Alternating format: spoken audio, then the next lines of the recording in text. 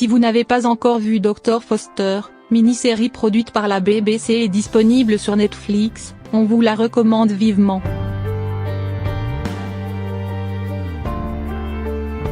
On est très vite devenu accro de cette histoire d'adultère, filmée comme un thriller, et de Suranne Jones, qui incarne à la perfection cette femme complexe. Après Insoupçonnable, remake de The Fall et les Bracelets Rouges, adapté de Paul Vermel, TF1 a décidé de créer la version française de ce petit bijou britannique, intitulé Infidèle, diffusé dès ce lundi à 21 h sur TF1. On ne va pas se mentir, on n'était vraiment pas emballé par l'idée d'un remake. Encore moins lorsqu'on a appris que la douce Claire Kime allait succéder à la vénéneuse Suranne Jones dans le rôle de Gemma, devenue Emma dans la version française. Le verdict de 3 admirateurs de Dr Foster après visionnage. Un peu, par Fabien Randan.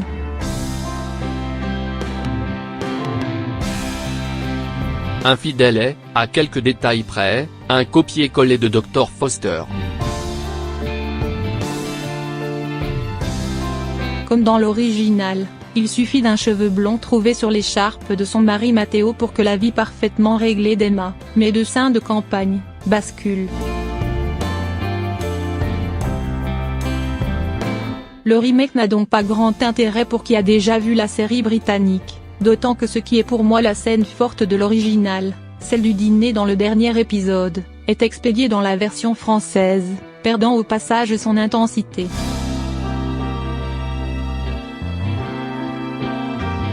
La dimension paranoïaque, vertigineuse, de Dr Foster, est également édulcorée.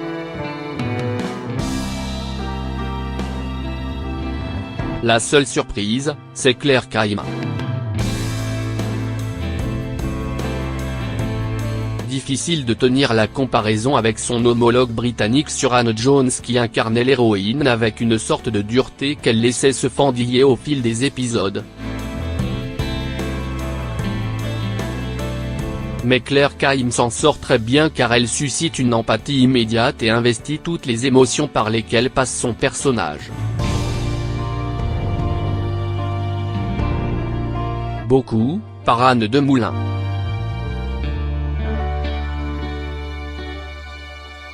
Avec ses remakes de succès internationaux, TF1 propose en prime time des séries aux propos bien plus audacieux qu'à son habitude. L'original porte le nom de son héroïne. Dr Foster, une femme complexe, aussi paumée que fatale, qui transforme l'explosion de son couple en un véritable thriller paranoïaque. Infidèle, tout en étant fidèle à la structure de l'histoire originale, a su trouver sa voie. La version française est drame intime bien écrit, à la réalisation soignée, et servie par ce couple crédible formé par Jonathan Zakaï et Claire Kime.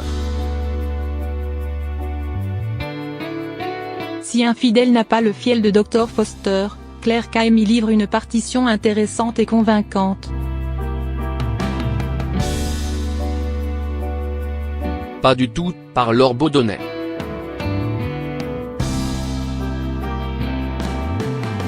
Infidèle se regarde d'un œil très distrait. Si les acteurs principaux sont moins mauvais que prévu, la performance des personnages secondaires est plus discutable, et la réalisation de Didier Lepêché plutôt raffinée. La série de TF1 fait l'effet d'un plat de cèpe gâché par du ketchup.